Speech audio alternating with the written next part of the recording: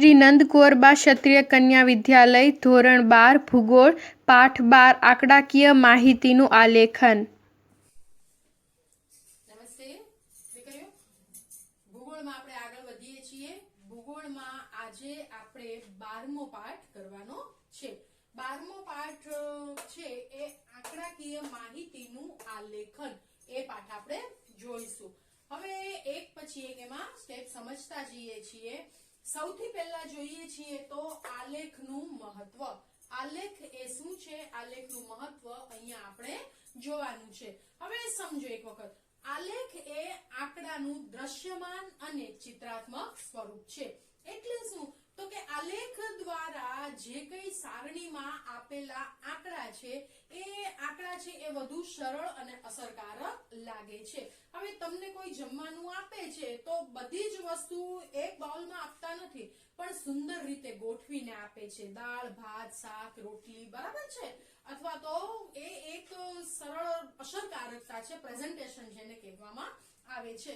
તો અહીંયા એ જ રીતે આ આલેખ છે એનું મહત્વ શું છે, તો અલગ અલગ રીતે આપણે આંકડા ગોઠવીએ છીએ અને એની રજૂઆત કરીએ છીએ। માહિતી છે એનો સચોટ ખ્યાલ આપણને આલેખ દ્વારા આવતો હોય છે। એના આપણે પ્રકારો જોઈએ છીએ। સૌથી પહેલું છે રેખા આલેખ। રેખા આલેખ એ શું છે, તો રેખા આલેખ છે એ જે આલેખમાં એક કરતા વધુ રેખાઓ દ્વારા કોઈ પણ વિગતનું વિતરણ કરવામાં આવે છે, વિતરણ દર્શાવવામાં આવે છે, એને આપણે રેખા આલેખ તરીકે ઓળખીએ છીએ। પછીનું બીજું છે સ્તંભ આલેખ। એ સ્તંભ આલેખમાં બે વસ્તુ આપણે અહીંયા જોવાની છે, આપણે દોરવાનું પણ છે, આપણને બોર્ડમાં એ વસ્તુ પૂછાય પણ છે, એ પણ આપણે સમજીએ। સ્તંભ એટલે સામાન્ય રીતે આને આપણે સ્તંભ કહીએ છીએ, બરાબર છે। તો આ રીતે રેખા કોઈ પણ આડી હોય છે, આ સ્તંભ અહીંયા ઊભા હોય છે, તો એ સ્તંભ આલેખ છે। આ સ્તંભ આલેખ એટલે શું, તો આ આલેખમાં અનેક વિગતો છે, એટલે કે કોઈ પણ વિગતો છે એ સ્વતંત્ર અને સંયુક્ત રીતે આપણે બતાવી શકીએ છીએ। કઈ રીતે આપણે એક વખત અહીંયા બોર્ડ ઉપર જોઈ લઈએ, પછી આગળ વધીએ છીએ। હવે અહીંયા તમે જુઓ, સંયુક્ત રીતે કોઈ પણ આલેખ છે, સંયુક્ત રીતે કોઈ પણ સ્તંભ આલેખ છે એ વિગત આપણે દર્શાવી છે। દાખલા તરીકે રાજ્ય મુજબ વસ્તી બતાવી છે, તો એક કાગળમાં તમે બધી જ લખી નાખો, ઉત્તર પ્રદેશમાં આટલી, મધ્યપ્રદેશમાં આટલી, એમને પણ અહીંયા એ રેખા અને સ્તંભ આલેખ દ્વારા આને સાદો અને સ્વતંત્ર સ્તંભ આપણે કહીએ છીએ। તો એ શું છે, તો તમે જુઓ, એ અહીંયા ઉત્તર પ્રદેશમાં 19.9 વસ્તી છે।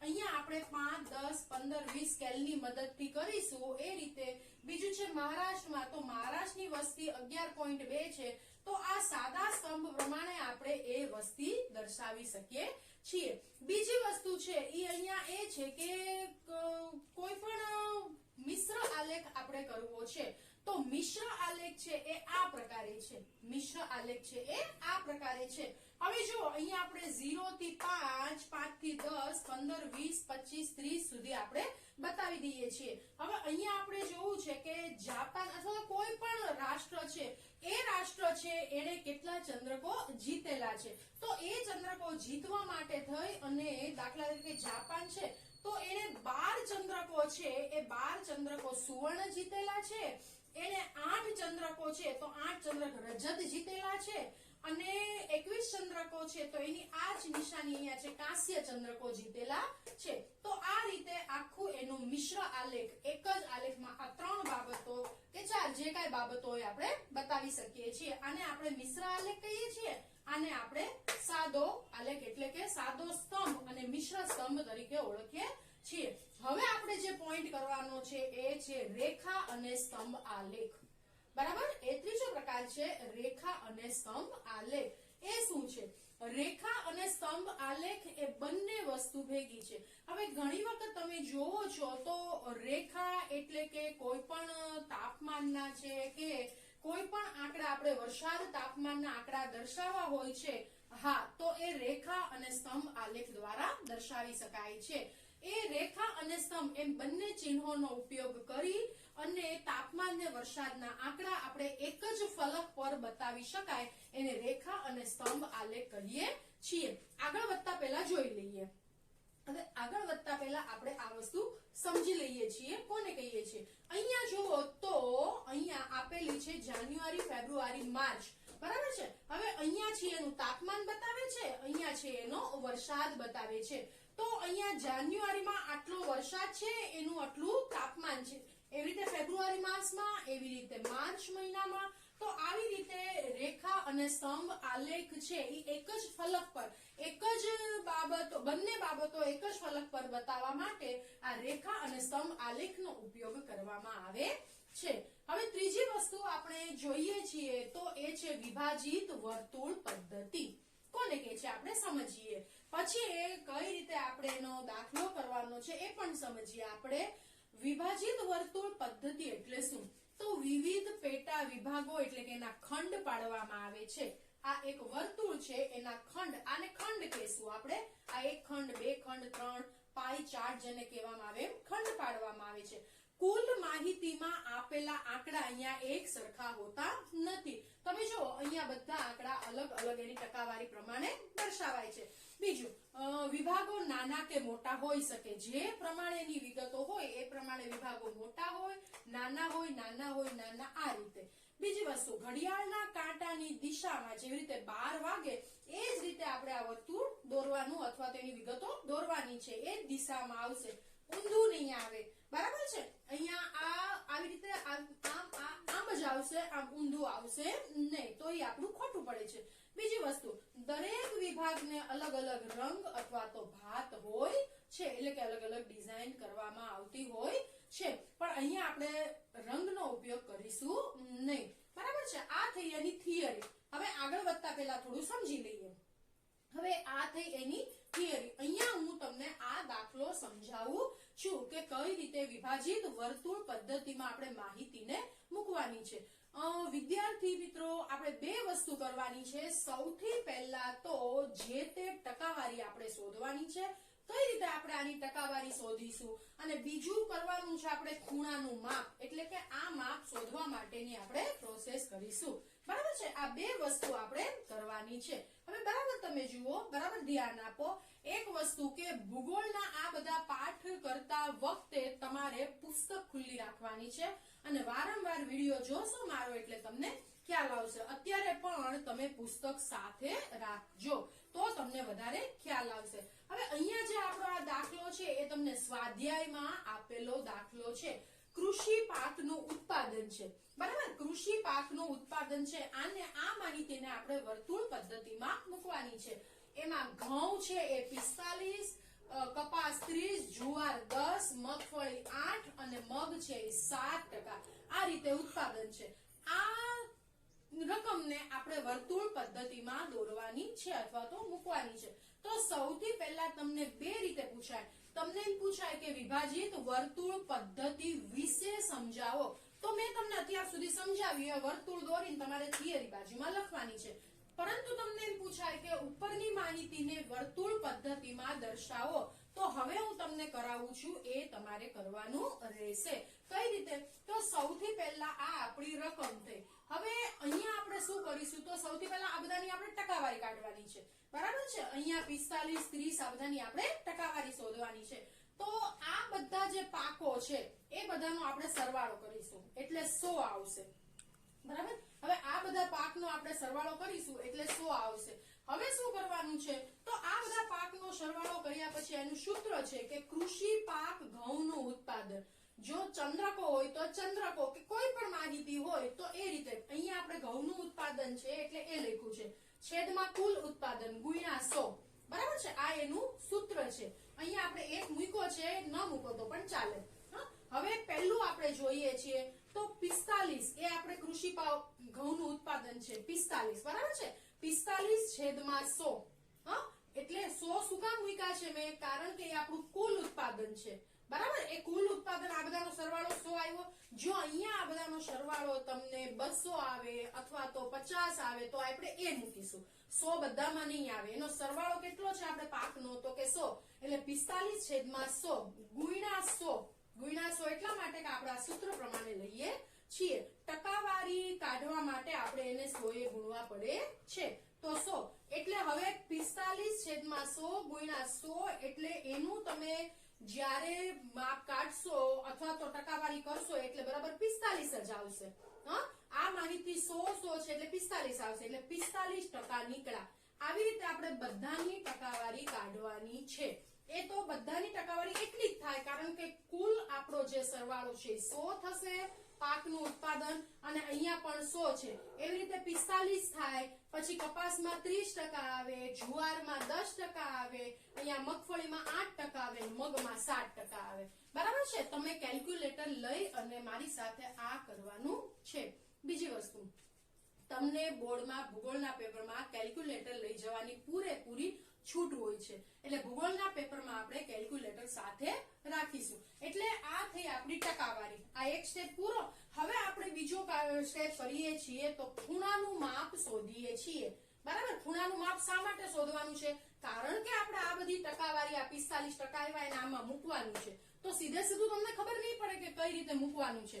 ખૂણાનું માપ શોધવું જ પડે, અથવા તો એ દાખલો આપણો અધૂરો રહે. તો ખૂણાનું માપ શોધવા માટે થઈ કુલ ટકા 100 અને વર્તુળના કુલ અંશ 360. બરાબર છે. એટલા માટે 3.6 આવે. હવે 3.6 આવે તેથી 36. મેં અહીંયા 3.6 છેદમાં 10 લઈ લીધા છે એટલે 36 કર્યા છે.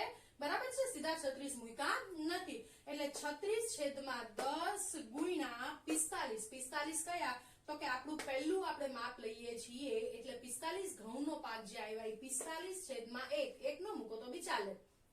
હવે એને આપણે ગુણોત્તર કરીએ એટલે બરાબર 162 ઘઉં ઉત્પાદન થયા. બરાબર. હું ફરી વખત તમને એક બતાવી દઉં છું કે જ્યારે આપણે કુલ ટકા 100 હોય અને આ સમગ્ર આ જે આખું વર્તુળ છે 360 હોય છે, 360 અંશ હોય છે, એટલા માટે આપણે 3.6 360 અને 100 નું ગુણોત્તર 3.6. હવે 3.6 છેદમાં 10 એટલે 36. 10 એને ગુણ્યા 45. આપણા ઘઉંનું માપ 45 છે એટલે એને ગુણોત્તર 162 આવ્યા. પછી એવી જ રીતે બધાનું આપણે માપ કાઢવાનું છે. તો 36 છેદમાં 10 ગુણ્યા 30. 30 કયા છે? તો કે કપાસ. બરાબર. એને 108 આવે. 36 છેદમાં 10 ગુણ્યા 10. 10 શું છે? તો જુવાર છે. એવી રીતે 8 શું છે? તો મગફળી. 7 છે ઈ મગ. આ બધાનું અહીંયા મેં ખૂણાનું માપ શોધી નાખ્યું છે. બરાબર છે. આ બે સ્ટેપ આપણે કરવાના રહેશે. હવે શું કરીએ છીએ આપણે? હવે આપણી પાસે આ સર્કલ માસ્ટર આને કહેવામાં આવે છે. આના દ્વારા તમારે બોર્ડમાં કરવાનું છે તો જ તમારો દાખલો સાચો પડશે અને 3 માર્ક પૂરા મળશે. બરાબર. હવે આ સર્કલ માસ્ટરમાં તમે જોવો તો અહીંયા 0 આવેલો છે. હવે જો હું તમને અહીંયા બતાવું છું તો આ તમે અહીંયા 0 છે. કદાચ તમને વિડીયોમાં આટલું બધું ક્લિયર નહીં દેખાય. આ તમે જો અહીંયા 0 આપેલો છે. બરાબર. આ સર્કલ માસ્ટર છે તો એને આપણે અહીંયા ગોઠવીશું. અહીંયા મેં ગોઠવેલું છે, બતાવી છે તમને બધાને. તો જો અહીંયા આવી રીતે સર્કલ માસ્ટર ગોઠવવાનું છે. મેં અહીંયા મોટું એટલા માટે કર્યું છે કે તમને દેખાય, બાકી આ સર્કલ માસ્ટર પ્રમાણે આપણે આ સર્કલ દોરવાનું છે. હવે અહીંયા સર્કલ માસ્ટર પ્રમાણે મેં દોરી નાખ્યું છે. અહીંયા બરાબર જોજો તમે. હવે આ દોર્યા પછી આપણે આખું સર્કલ દોરી વચ્ચે પોઈન્ટ કરવાનો છે અને અહીંયા 0 પર ટીક કરવાની છે. હવે આપણે સીધું અહીંયાથી એનો દાખલો કરીશું. તો પહેલા 45 જે ઘઉં હતા એનું માપ કેટલું છે? તો કે 162. હવે અહીંથી સીધું 0 થી આપણે 162 આવે છે અહીંયા, તો 162 પર અહીંયા ટીક કરીશું. બરાબર છે. 162 પર ટીક કરીશું એટલે ત્યાં 0 થી 162 આપણે લાઈન કરી દીધી. આ સર્કલ માસ્ટર લઈ હું તમને બતાવું છું. તો અહીંયા 0 છે એ 0 થી આપણે અહીંયા 162 સર્કલ માસ્ટરમાં આવે એટલે સર્કલ માસ્ટરમાં 162 અહીંયા આવે. પછી કેટલા છે? 108 છે. તો 108 જે છે એ 108 એટલે 162 ની અંદર આપણે 108 છે એ ઉમેરીએ છીએ.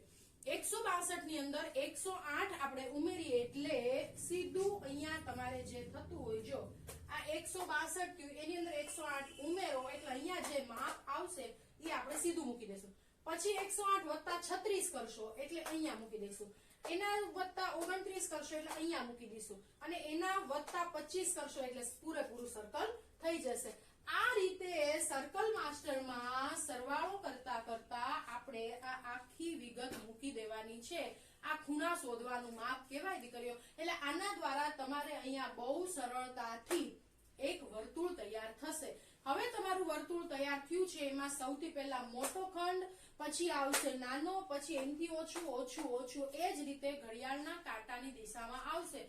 તો એ રીતે મેં માહિતી મૂકી દીધી છે. તો તમે જોઈ શકો છો, સૌથી પહેલા 45%, પછી 30%, પછી 10%, 8% અને 7%. આ આપણું માપ છે ઘઉં, કપાસ, જુવાર, મગફળી અને મગ. આ આખું સર્કલ પૂરું થઈ ગયું.